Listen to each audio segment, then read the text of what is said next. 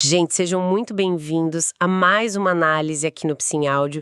Eu tô super animada para o nosso papo de hoje, porque a gente vai falar de um negócio que todo mundo faz, mas quase ninguém entende direito. É um tema fascinante, com certeza. E olha, eu diria que é um dos pilares mais esquecidos quando a gente estuda o funcionamento do cérebro. Exatamente. A nossa missão hoje é destrinchar a neuropsicologia do sono e os transtornos associados a ele. A gente preparou um resumo bem detalhado, super didático, que é fundamental para estudantes de graduação em psicologia, pós-graduação e, claro, para o pessoal que está aí ralando para passar em concurso. Sim, e vale lembrar que o nosso material base de hoje compila conhecimentos que são assim a espinha dorsal da neuropsicologia e da psicopatologia clínica. É praticamente um atalho valioso para dominar esse assunto de vez. Com certeza, e para começar, eu quero jogar um balde de água fria num mito gigantesco. A maioria das pessoas acha que o sono é o cérebro, tipo, puxando o próprio cabo da tomada, né? A tela apaga, o sistema esfria e a máquina só descansa. Nossa, esse é o maior erro conceitual que existe. O sono não é, de forma alguma, um estado de inatividade. O cérebro não desliga. Na verdade, ele está no estado de funcionamento comportamental intensamente ativo. Então quem estuda achando que o cérebro está só em stand-by está perdendo a figura toda. Perfeitamente. Entender o sono é literalmente a chave para entender quase todas as funções cognitivas e psiquiátricas do ser humano. O cérebro muda o padrão para executar tarefas de limpeza e consolidação que seriam, assim, fisicamente impossíveis de fazer enquanto a pessoa está acordada. Certo, então vamos tentar desempacotar isso. Porque para entender os transtornos do sono, primeiro a gente tem que entender o que o cérebro faz quando a pálpebra fecha, né? Não é um bloco único de inconsciência, tipo um apagão de 8 horas. De jeito nenhum. É um ciclo altamente roteirizado. Eu gosto de pensar numa analogia visual, principalmente para quem está estudando e precisa memorizar isso. Dormir não é como desligar a tela do computador. É mais como rodar uma atualização super complexa de sistema em segundo plano. E essa atualização é dividida em fases muito específicas. Essa analogia da atualização de sistema é maravilhosa, porque é bem isso. Didaticamente, a gente divide em 3 estados básicos de funcionamento do cérebro. A gente tem a vigília, que é o estar acordado, o sono NRM, que é o movimento não rápido dos olhos, e o sono REM, que é o movimento rápido dos olhos. Tá, então vamos começar pelo NREM, que é quando o corpo começa a apagar. Ele é dividido em estágios também, certo? Isso. Ele é a nossa descida progressiva. A gente tem o N1, o N2 e o N3. O N1 é aquela transição muito superficial, sabe? Qualquer barulhinho na rua, a pessoa desperta. É aquele sono que a pessoa fala, eu nem estava dormindo ainda. Exatamente. Mas é no N2 que a engenharia do cérebro começa a dar um show. No N2, o cérebro começa a levantar barricadas contra o mundo externo. Barricadas? Como assim? Se a gente olhar o eletroencefalograma de alguém no N2, a gente vê 2 assinaturas elétricas bem famosas: os fusos do sono e os complexos K. O complexo K, por exemplo, é uma onda gigante de voltagem. E qual é a função dessa onda gigante? Ela funciona como um silenciador. Imagina que passa um caminhão na rua. O som tenta invadir o córtex para acordar a pessoa.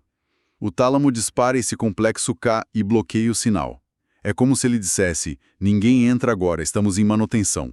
Caramba, o cérebro tem um segurança próprio na porta. Que genial. E depois dessa fase do segurança, a gente afunda para o N3, né? Sim, o N3 é o sono de ondas lentas, o sono profundo. Aqui o negócio fica denso. A atividade elétrica desacelera muito, formando ondas delta.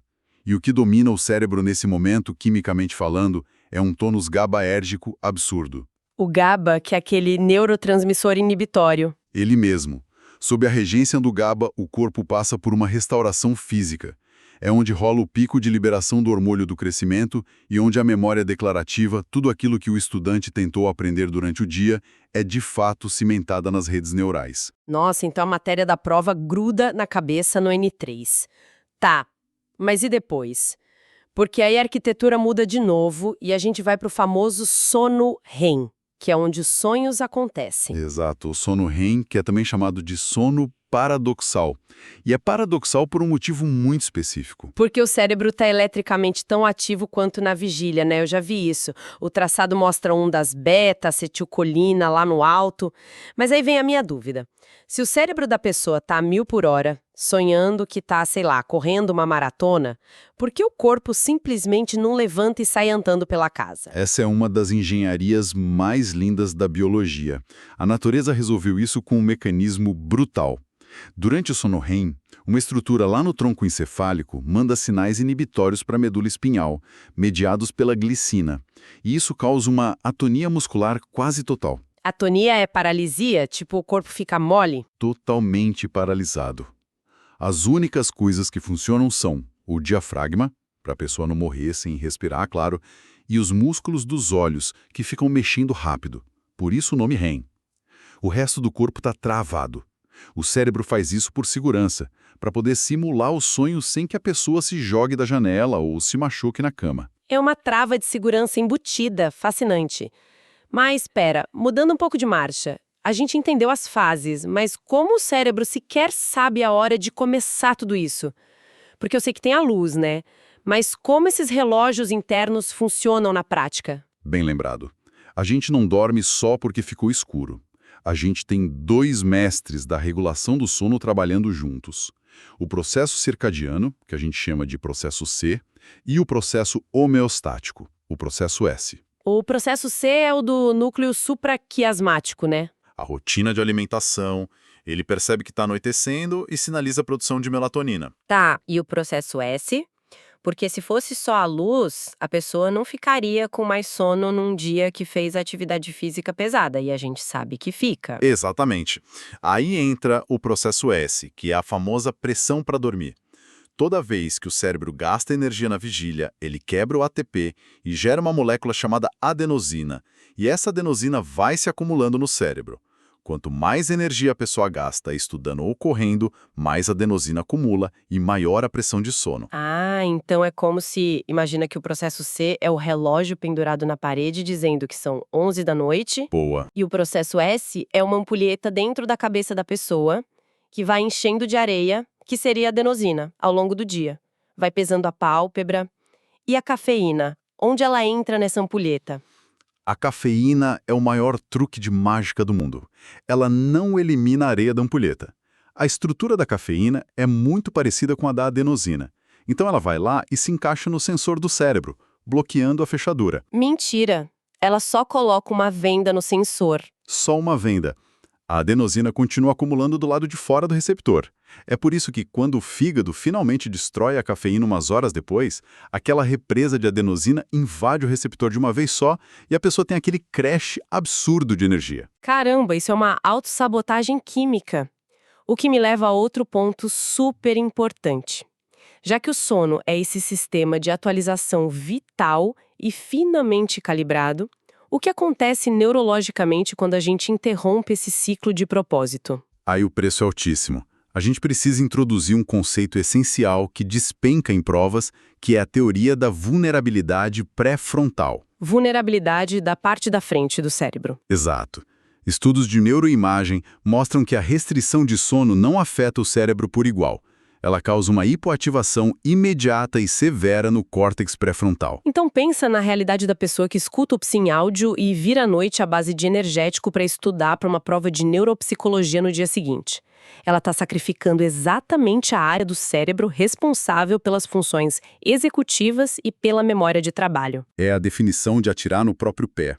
O indivíduo perde a capacidade de planejamento, o controle inibitório vai para o ralo, a flexibilidade mental some e a pessoa sequer consegue reter aquela informação nova que passou a madrugada lendo.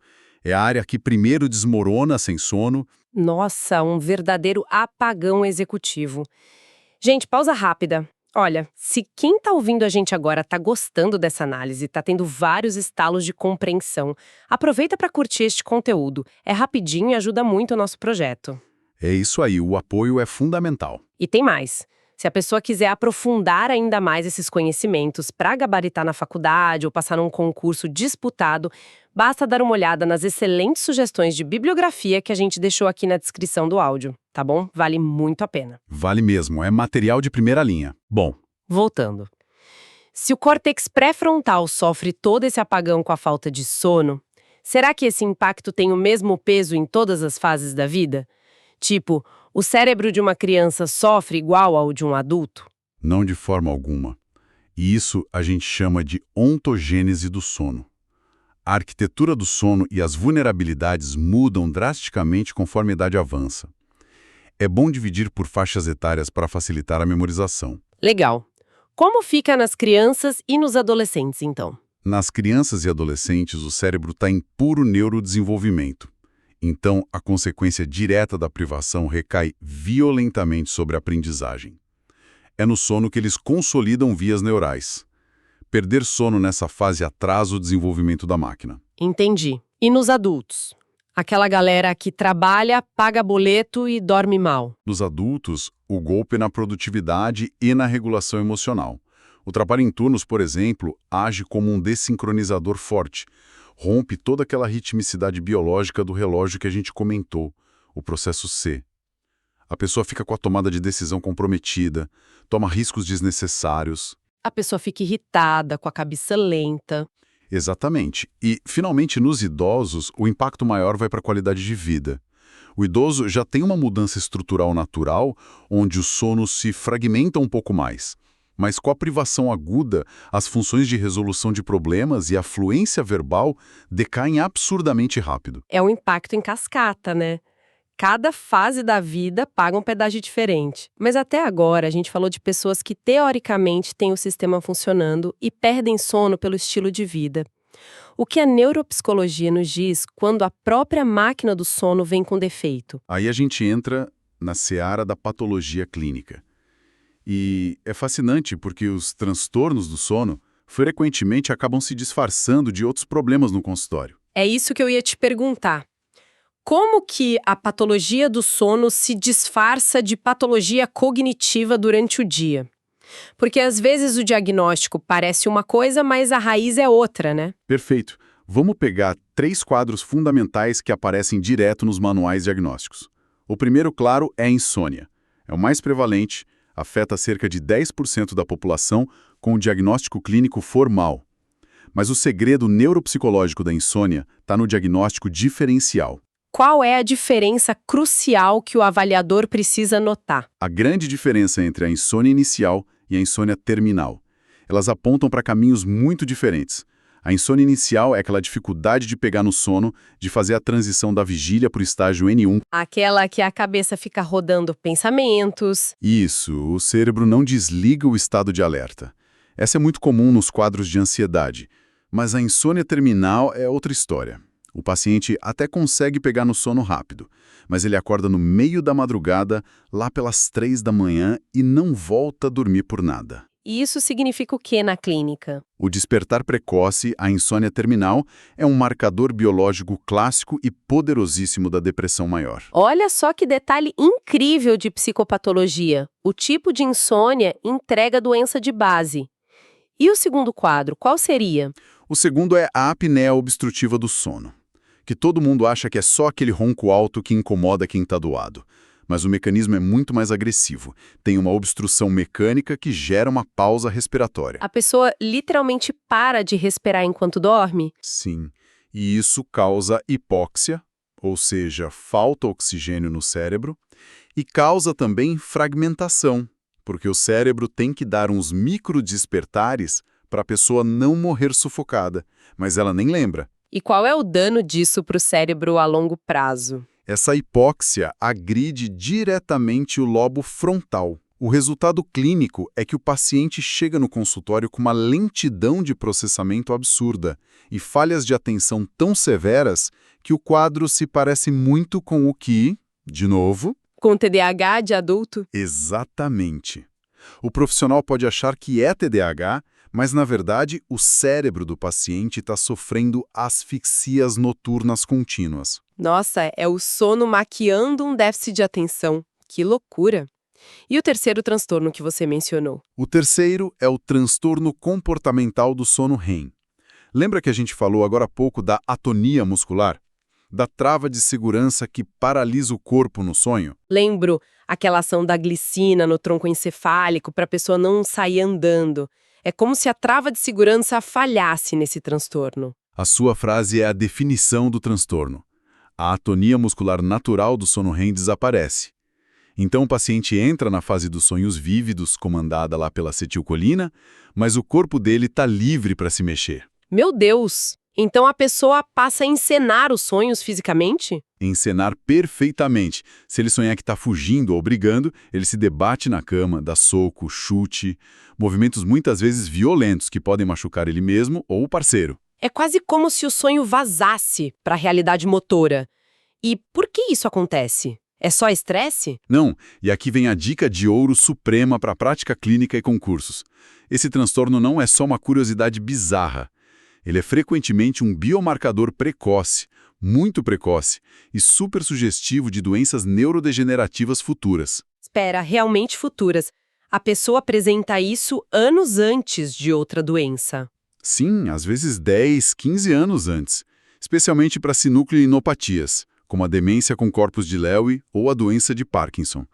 O acúmulo patológico das proteínas começa ali no tronco encefálico, quebrando a trava do sono REM, muito antes de atingir a área motora e causar os tremores do Parkinson.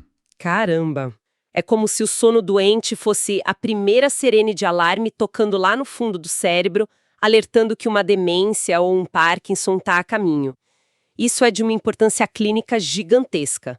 É o futuro do diagnóstico precoce em neurologia e neuropsicologia, com certeza. Gente, a gente precisa começar a encerrar, mas eu quero dar aquela amarrada no aprendizado principal. O resumo do nosso episódio de hoje do Psi em Áudio é que o sono é um evento altamente orquestrado pelo cérebro, com fases precisas, neurotransmissores específicos, relógios super complexos. É o oposto de uma tela desligada. Totalmente. E as alterações desse ciclo, sejam qualitativas ou quantitativas, não são só queixas secundárias no consultório. Ah, eu ando dormindo mal. Não, elas são causadoras diretas e violentas de déficits neuropsicológicos severos. Elas destroem a atenção, apagam a memória e desregulam totalmente as emoções de qualquer pessoa. É isso mesmo. E pegando esse gancho brilhante, eu queria encerrar deixando uma reflexão, um pensamento provocativo para quem está imerso nesses estudos da neurociência.